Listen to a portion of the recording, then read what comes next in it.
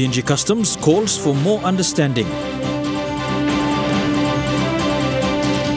Morabe schools anxious about TFF funding. And PNG RFL steps up with new accommodation partner. This is the National EMTV News with Meribah Tulo. A very good evening. Thank you for joining us. This is Tuesday's news. Chief Commissioner of PNG Customs, Ray Paul, today said the company manufacturing cigarettes at Kennedy Estate in Port Moresby are licensed to do so. He was responding to allegations of the illegal production and distribution of cigarettes in the nation's capital. Last week, police confiscated the cigarettes and passports of the foreigners on site. While investigations continue, PNG Customs held a media conference today to clarify their stance. Over the weekend, some illegal cigarettes were discovered in a warehouse at Kennedy Estate in the nation's capital by the National Drug and Vice Squad. In response to the allegations, PNG Customs Services has come out clear on its stance. In a media conference today, Customs Chief Ray Paul says they are aware that the company possesses an import warehousing license to bound imported cigarettes, and they have been paying legislated taxes since their operation started 8 years ago. The company has complied with customs regulations. We've issued them customs license to operate. They've been importing, and only this year they intend to go into manufacturing. But over the weekend, when the authorities confiscated the cigarettes, this was what Sergeant Thomas Moyang from the National Drug and Vice Squad said. They're doing the repacking and then reselling it. That means they're avoiding paying tax when they're selling it. By importing it, yes, they pay the tax. But after repacking and doing what they can do, they sold it and they're evading tax. Defending the government agencies, the Chief Commissioner said PNG Customs as a government agency is faced with many challenges and they are working on strategies to address those challenges. We have to respect the role of a government agency, as in this case customs. Furthermore on that, let me say this, that if anyone get to see somebody is not doing the right thing and have some questions about anyone's operation in this place, please do come and let us know.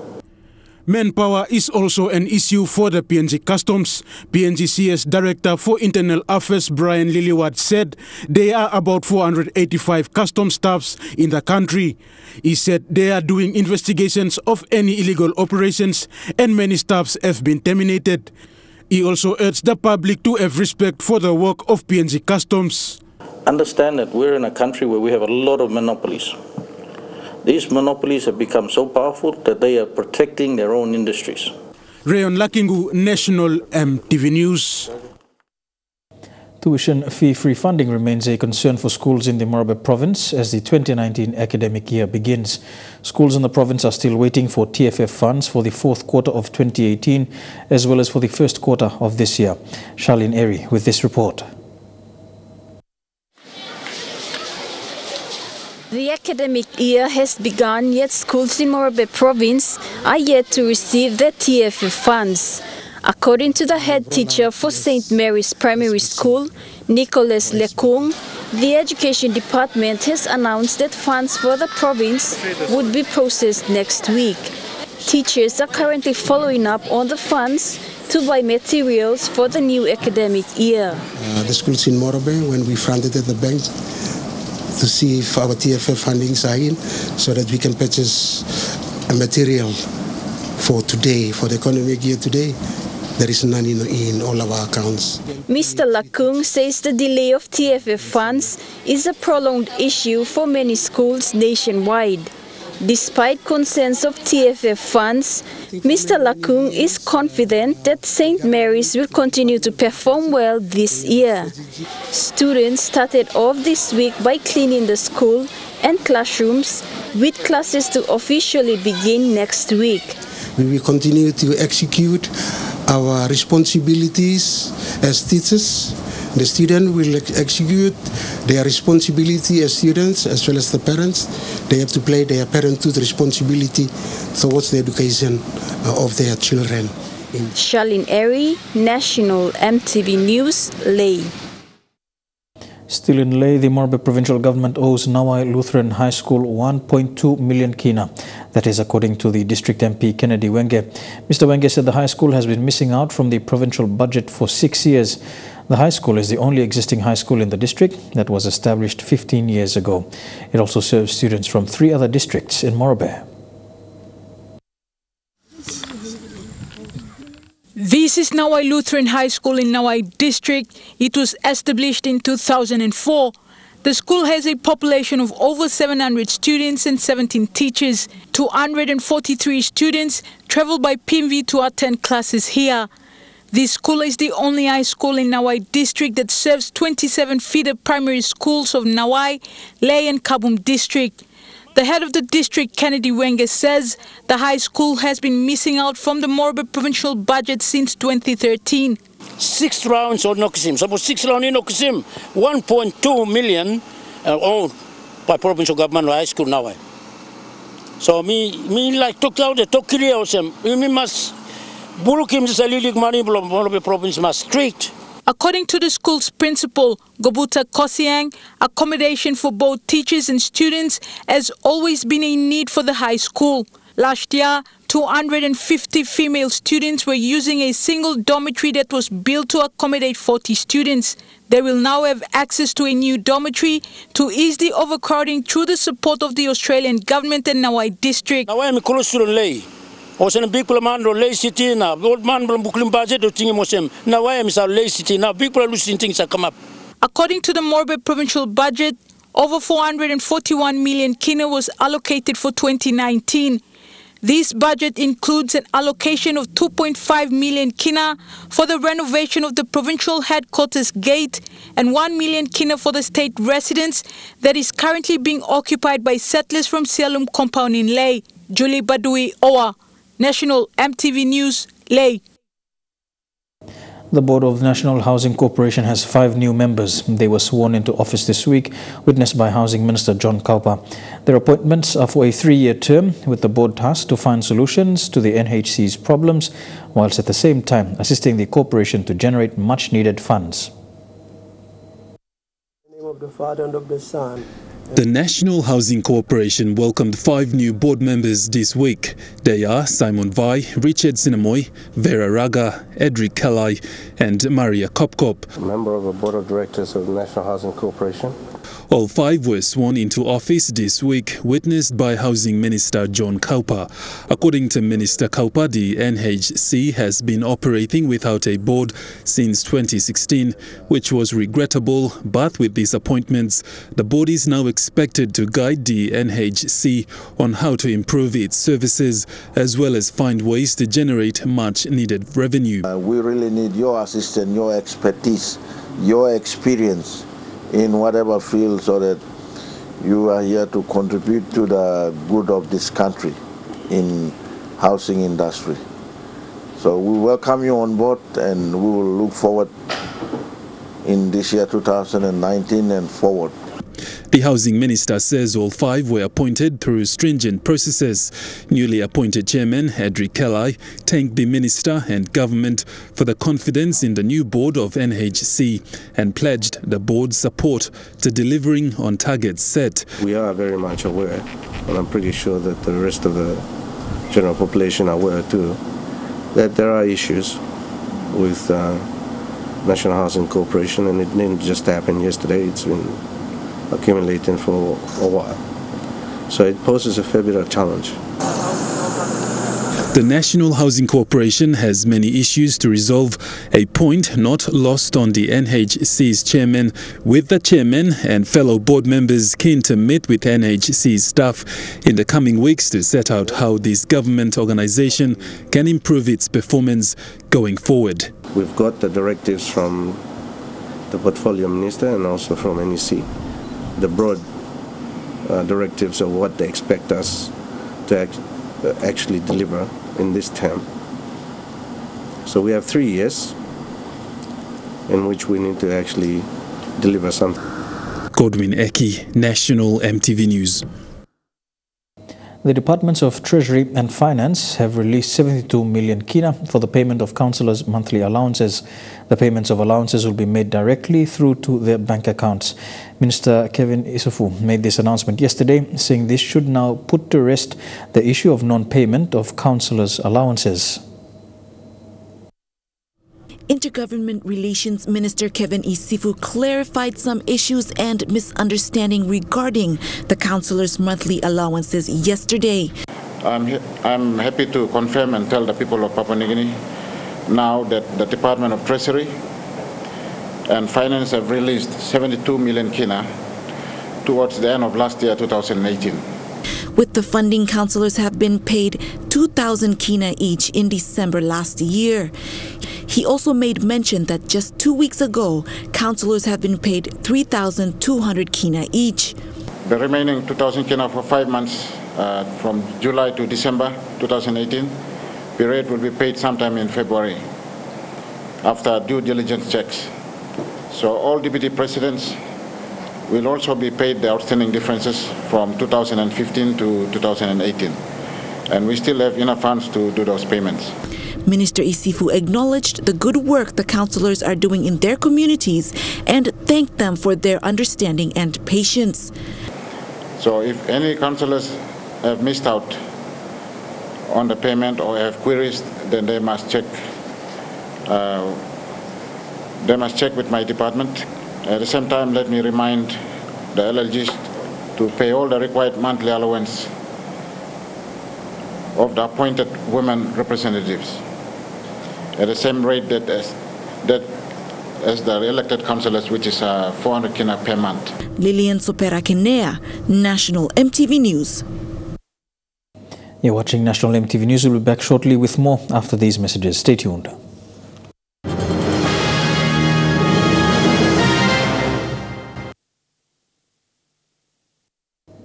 Welcome back to National EMTV News. Mosby North East MP John Kaupa yesterday handed Edirano a cheque of 1 million kina as part of a 4 million kina payment for services in his electorate. The funds will be used to connect water throughout the electorate in efforts to ease current water problems and will include a new billing system once the project is completed.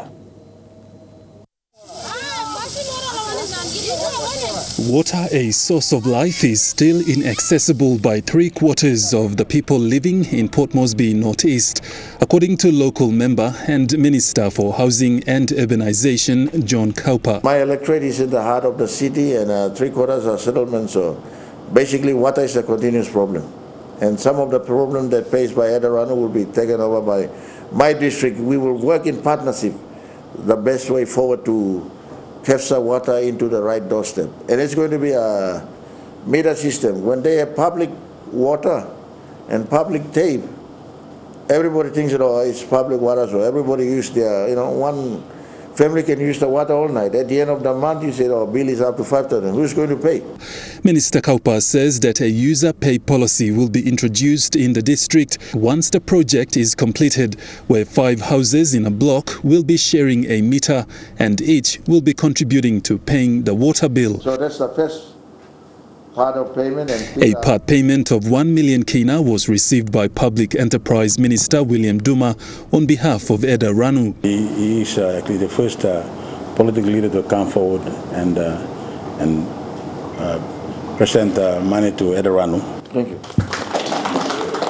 Duma says currently the government is looking into merging Edirano and Water PNG to work as one in serving the people of PNG. The minister has clearly indicated that he's recognized the importance of water and civil service to the people of his electorate, and he has committed funding of 4 million kina to this very important project. With Edirano engineers currently working on the project in certain parts of the district, Managing Director of Edirano, Raka Taviri Jr. says the only way forward to bringing vital services, not just to Port Moresby Northeast, but anywhere in the country, is to have elected leaders work with the people. We are here to help and deliver the service. And in terms of the water service and wastewater, that's our bread and butter. But for everything to work, we need to be working in partnership. Godwin Eki, National EMTV News. The Kamkamung Bridge in Ley City reopened yesterday after almost a month of upgrading. This not only lifts the standard of infrastructure in Ley City, but also brings relief to residents who have been affected by traffic congestions due to the upgrade. The new bridge is part of Ley City Authority's plan to improve infrastructure within Ley City over the next 4 years. The upgrade was funded by the Ley City Authority at a cost of almost 1.2 million kina of DSIP funds. It and it cost him almost about 1.2 million together with the Bumbu Bridge and other infrastructures that we have done. The upgrade of Kamkamung Bridge began early this month by contractor JVPNG Investments Limited. According to the Ley MP John Rosso, infrastructure development in these areas is the responsibility of the Department of Works. However, the Ley City Authority is using DSIP funds to improve the city's infrastructure. So thank you very much to the Governor, Honourable Ginson Sanu, for his support on this. Our member John Rosso is taking a very proactive look at our infrastructure and how we can develop it and build it ourselves rather than sitting around waiting for other people to take care of our problems. The upgraded bridge paves the way for more infrastructure development within Ley City. Charlene Airy, National EMTV News, Ley. Due to its remoteness, the CSE Islands have an intact traditional culture and untapped tourism potential. Nawai MP and Tourism Promotion Authority Chairman Kennedy Wenge believes this potential must be tapped into to bring about developments on the islands.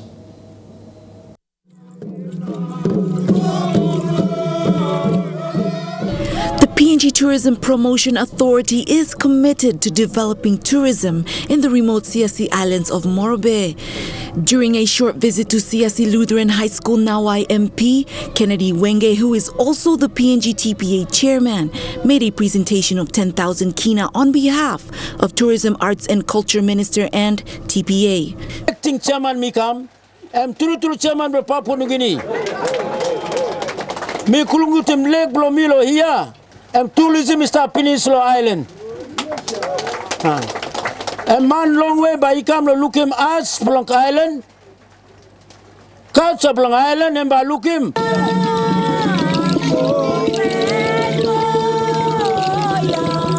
Through TPA's commitment of 10,000 kina, the CSE Lutheran High School will now incorporate tourism, arts and culture education within its curriculum. Me like him also, this is something you must stop, like culture blow, church blow, you must stop. Church plus skin blow, you too. Island blow, culture blow, island, you're not going to lose and must stop. CSE LLG representative Willa Omole and school chairman John Gerson assured Wenge that the money would be put to good use. Wenge believes this untapped potential for tourism on the islands of CSE will bring development on the island. Lillian Sopera Kenea, National EMTV News. A New Guinea subsidiary Link PNG will resume flights into Tari Airport, Hela Province on Sunday, the 10th of February. The flights are planned to continue until the runway is closed to allow for the National Airports Corporation Civil Aviation Development Investment Program to complete works associated with the upgrading of the runway. Air New Guinea said that the Tari Airport was closed to Link PNG operations late in 2018 due to long grass and obstacles such as trees on the takeoff area. The national airline also acknowledged the Hela provincial government for their efforts in addressing these issues. Link PNG will operate twice weekly to Tari following the resumption on the 10th of February. Here with Tuesday's news. When we come back, we take a look at some stories overseas. Stay tuned.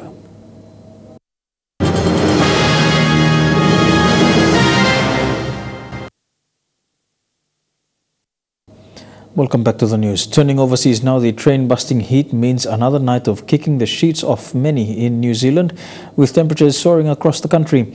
Another scorcher baked New Zealand. Good for those on holidays, but not so good for others.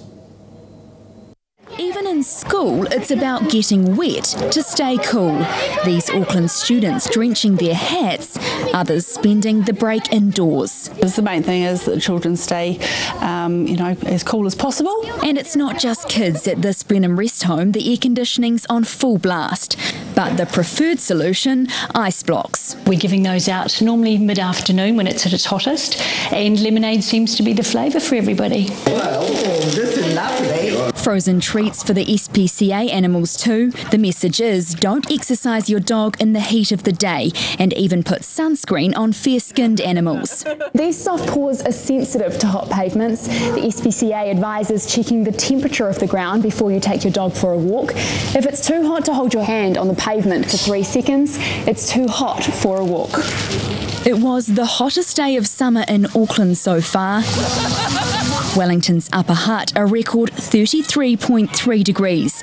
Beaches across the region were packed. Parts of the Bay of Plenty and Waikato felt it too.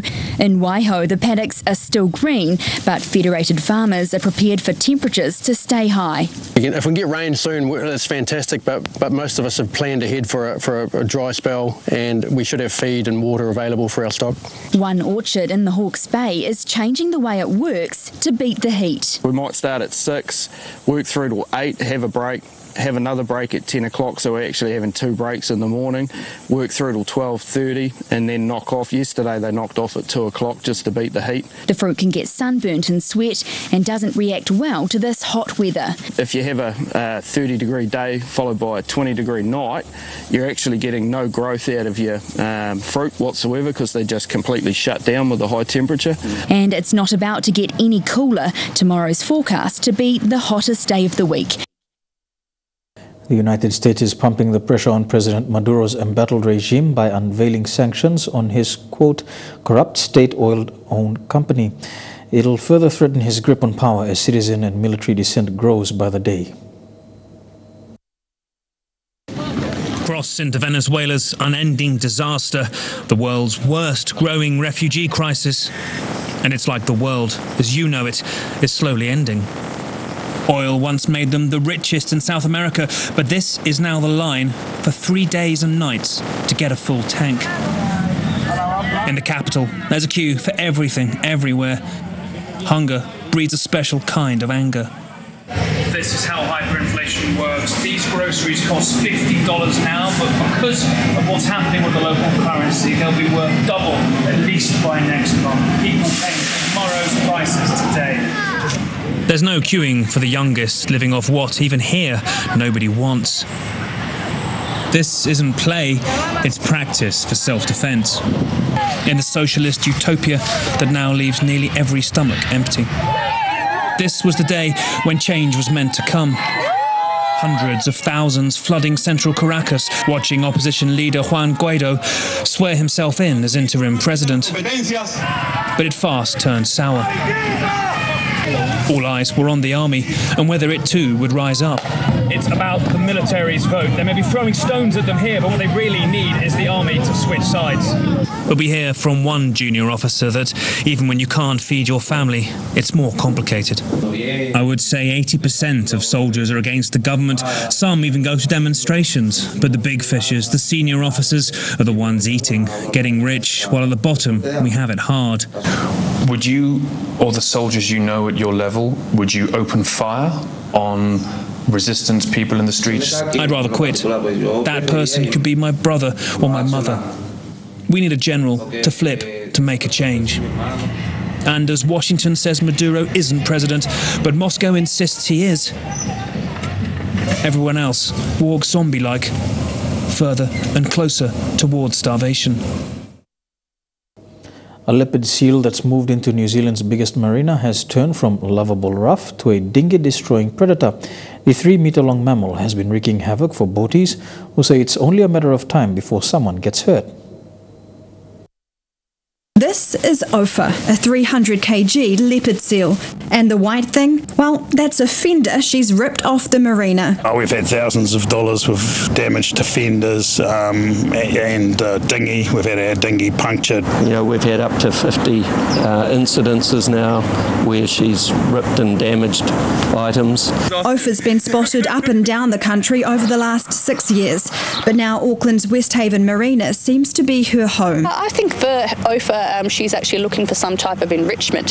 So she's an extremely curious animal, and she seems very comfortable in human environments, which is very rare for a leopard seal that's from the Antarctic region. So comfortable, she's been nudging paddleboarders and baring her teeth to divers cleaning boats. We stop work and there's a cost to that, downtime which often has to be absorbed into the business. It's not really one of those things that we can pass on to the clients. West Haven's management is frustrated with the Conservation Department's advice. Blowing whistles and bashing pot lids together. That's the approach to try and scare her away. We cannot get closer than 20 metres to her. But Doc says Ophir's more inquisitive behaviour is normal and boaties may need to learn to adapt. So we might be able to trial deterring her from coming into the marina, and that's something that we're going to be working on over the next few months. So options are being investigated.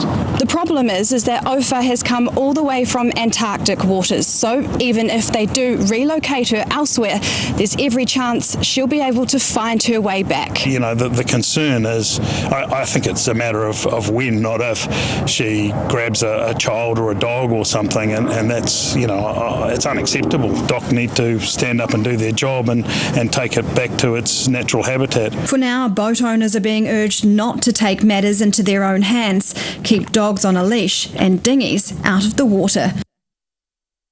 You're watching National EMTV News. It's Tuesday. We go for a break. When we come back, some sporting updates in Trukai Sports. Don't go away.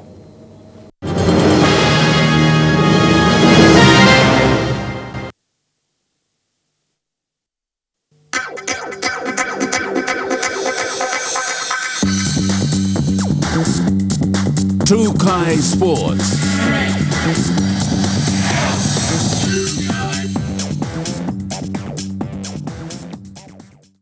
Welcome to Trukai Sports. We begin with football. After round one of the Northern and Southern National Soccer League competition, teams are now preparing for the second round this coming weekend.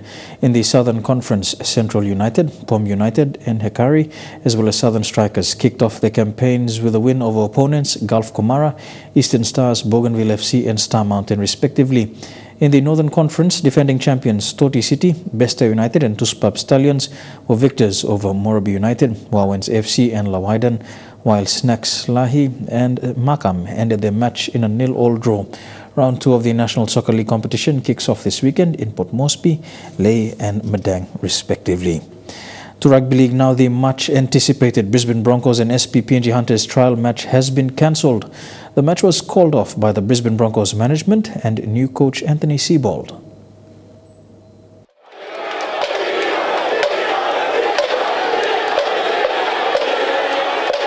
Many Broncos fans in Port Moresby were looking forward to seeing some of their favourite players go up against the SP Hunters next month. The trial match was scheduled for the 23rd of February at the Oil Search National Football Stadium. Last year, the Broncos team, under coach Wayne Bennett, visited PNG, playing the SP Hunters for the first time. Though they plan to have another trial match this year, this has been called off by new coach Anthony Seibold and Broncos officials. The PNG RFL opted for a Broncos development team to play the Hunters, but that was called off as well. The biggest reason, obviously, is that coach Anthony Seibold did not have the same view as what we originally agreed to with the Broncos, and was, first of all, they were going. He did not want the first team to come, and they were working on the development team to come, and so he wanted the safety of the players, or I'm not sure the welfare of the players. This now means the SP Hunters will not have a trial match in preparation for the 2019 Interest Super Cup season. Playing an Interest Super Cup team was also an option they sought to take, but logistics and costs involved to arrange this had become an issue. Already two teams, Ipswich Jets and East Tigers, wanted to have a tri-series or all those kind of things, but then we looked at our options again, and passport, visas, bulk of our players are new, and so we had to go through a process, and we felt that by the time we get those things arranged, it won't be enough time. It is always an advantage for the SP Hunters when they play an NRL team in a trial match. Moving forward, PNG RFL has plans to discuss with other NRL clubs for a possible trial match from next year onwards. If you want to do trials with NRL clubs, most of them have 2-year schedules. We tried to bring the Auckland Warriors. They had already got Tigers and Melbourne Storms. We spoke to, last year we tried to speak to Cowboys. They had other things as well.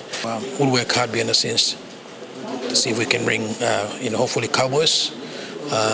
But again, we know there'll be 2020 would already been made. They would have already been fixed. So we'll find ways to talk to others as well. Elijah Levet, National EMTV Sports. For the past 5 seasons, the Papua New Guinea Rugby Football League has been paying for flights and accommodation for visiting teams that play the SP-PNG Hunters at the Oil Search National Football Stadium. Today, the PNG RFL signed on a new accommodation partner that will ensure visiting teams are well looked after in PNG.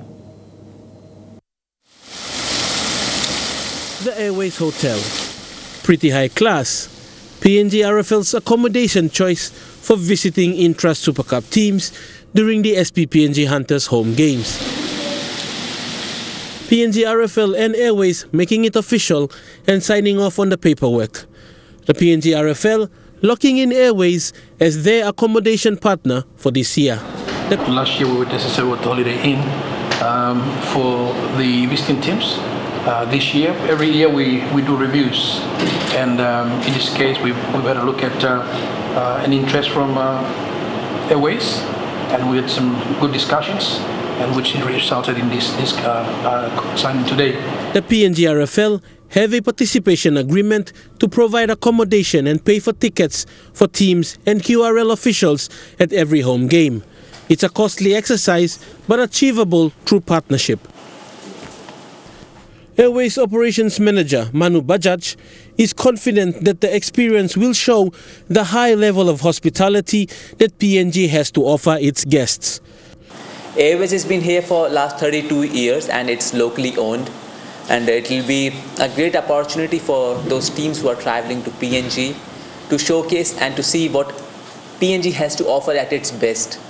For PNG RFL, it's all about sticking to the participation agreement and improving the standard that the league continues to set.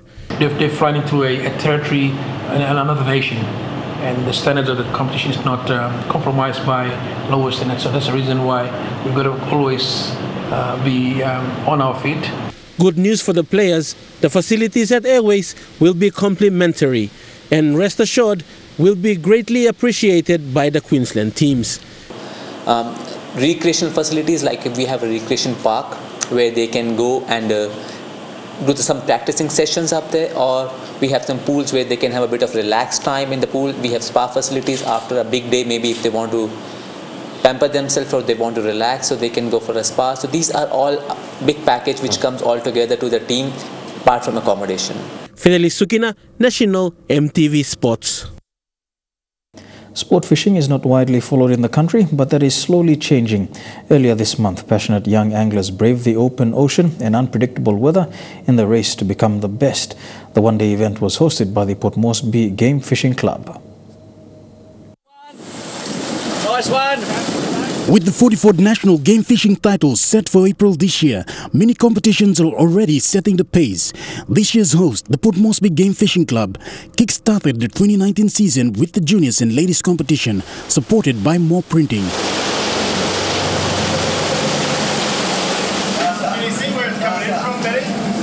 The morning started with a champagne breakfast and calm waters, but that changed as the day continued. Of the 12 boats registered for the competition, only 9 took the water, carrying over 32 determined anglers. As expected, it didn't go so well for the first-time anglers, with a couple falling ill because of the choppy conditions. However, battling strong winds and high seas in the open waters continued throughout the day. Team Desperado landed in plenty of the smaller catch, along with the barracuda, while the other boats reeled in ruby snappers and the other usual suspects. The anglers managed to find some new spots, one of which loaded with a crazy amount of Spanish mackerel, providing the boats with a lot of fun on light gear as they smashed anything sharp. While the hookups were good, there were far more fish missed than landed, but Team Desperado still posted great numbers, and the boys were full of tales around the table about their near misses and lost fish. At the weigh-in, Leanne Burrows, the ladies' winner, nailed a 12.4 kilogram Spanish mackerel in the 6 kilo line class. Juniors winner Denzel Muriki landed a 3.6 kilogram Spanish mackerel also on a 6 kilo line. An award for the best dressed team and other complimentary prizes were handed out during the presentation. Okay, the lady prizes. The next competition cast off on February 17th. Shane Saroya, National EMTV Sports. Don't go anywhere. True Kai Sports will continue after these messages. Stay tuned.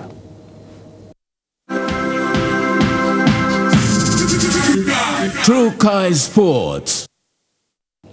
Welcome back to True Kai Sports. To rugby union abroad, the depth of the Black Fern Sevens squad is set to be fully tested in Sydney this week. At the same time, the third official tournament in the Women's World Series marks an incredible milestone. It's been a year since the Sevens team lost a match, a defeat which still stings. Fresh off their Hamilton success and straight into training in Sydney. Even when they're recovering, this Blackburn Sevens team seems relentless and of late, unbeatable. And do you remember what it feels like to lose? The feeling still sticks with us, even though it's been a successful year. Successful is an understatement. From Commonwealth Games gold to World Cup glory and 5 straight World Series tournament wins. It's been a full year now since they last tasted defeat, a 31-0 drubbing by Australia in the final of last year's Sydney tournament. We revisit that often, and it really helps us focus on the stuff that's really made us what we are today. And despite the remarkable feat, they're not satisfied yet. We still think we're probably around about 80% of our potential, so we've still got a lot of growth, and that's what we really focus on. This week's tournament will continue to test the depth of a side missing Portia Woodman for the season and Kelly Brazier for the tournament. Question marks are also lingering over skipper Sarah Hiddeny, though she is expected to be fit. It doesn't daunt Stacey Waka, who stepped into Woodman's shoes and stood out last weekend in Hamilton. We're two completely different players, and she gives me a lot of inspiration, but I'm just trying to be the best version of myself. The team also taking the opportunity to test themselves in the Sydney heat, preparing for their main goal, next year's Tokyo Olympics. And we're going to experiment a few things this weekend, so yeah, it's, we know that Tokyo is going to be a lot warmer, so we're starting to get on top of that now. The sort of forward thinking that's helped this group stay on top for so long. Sam Cane's return to rugby after a serious neck injury is becoming a little clearer. The Star All Blacks flanker suffered a neck fracture after a big impact playing against the Springboks last year, which led to surgery and ended his 2018 season. Cane has today fronted up in Hamilton. It's hard to believe All Blacks flanker Sam Cane broke his neck just last October. While he's back in the Chiefs' environment, he won't see any game time till May at the earliest. April is when I'll meet with the specialist again, and that's when I'll get a scan, and that'll be telling as to how well the two vertebrae have fused together. While the 27-year-old believes the toughest part of the recovery process is now behind him, it did highlight what's most important. It probably just put rugby in perspective, like within half a day for me. People saying, will you be right for the World Cup and all this sort of stuff, and I was like, mate, honestly, that's the furthest thing from my mind at the moment. In his on-field absence, it was a no-brainer that Brodie Retallick should officially step up to a captaincy role. The pair's been at the Chiefs for the past 7 seasons and even used to flat together. Did you see leadership potential in him then? Nah, although he was bigger, that's when I was taking him under my wing. It made sense that it should have been him, but he couldn't cook. It was a shambles, but we got there. Retallick plans to keep it simple. Be able to ask hard questions when need be, but at the same time be a good guy and be a great teammate to be around. 58 players were training in the sweltering Hamilton heat today, or 59 if you count Tawara Kurbalo, the former Chiefs and All Blacks halfback, back from France to get married this week. And another former All Black, Kane Hames, who missed all of last year with concussion, is due back tomorrow. He is coming, and he's still under the concussion protocol. So we just have to go through that. The Chiefs open their pre-season campaign against the Blues in Kaikoui on Saturday. And that's a wrap for Trukai Sports. Up next, we'll have the weather details for the next 24 hours. Don't go away. Trukai Sports.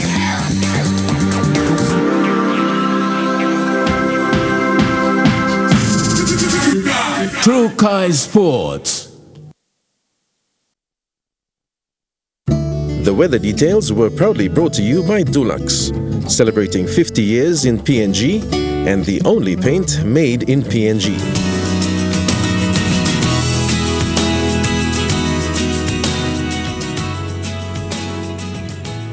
A look at the weather forecast for the next 24 hours in the southern region. Port Moresby, Kerma, Alotau and Papaneta can expect a shower or two.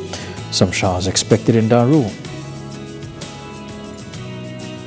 To the Momasa region, a shower or two all across the region in Lae, Wau, Madang, Wewak and Vanimo. To the New Guinea Islands region, Lorengau, Kavieng, Kokopo, Rabaul, Kimbe and Buka can expect a shower or two over the next 24 hours. And in the Highlands region, Mount Hagen, Goroka, Akundiawa, Mendi and Wabeg can all expect a shower or two as well over the next 24 hours.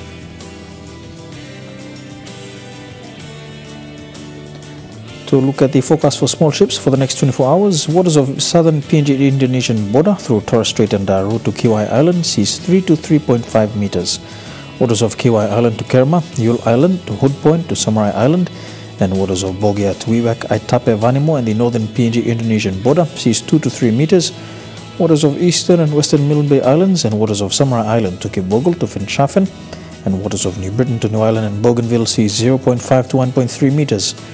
Waters of Finschhafen through Vitias and Dampier Straits to Siasi Island to Long Island to Madang and Bogia sees 0.5 to 1.5 meters, and waters of Manus and its western group of islands sees 1.5 to 2.5 meters.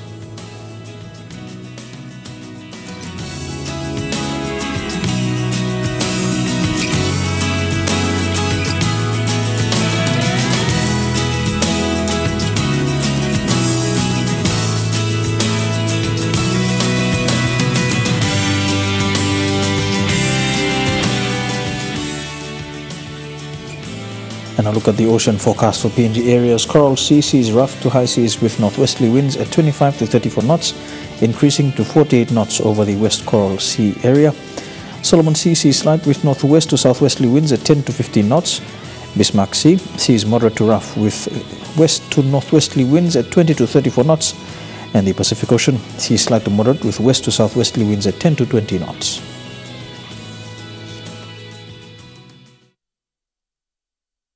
The weather details were proudly brought to you by Dulux, celebrating 50 years in PNG and the only paint made in PNG.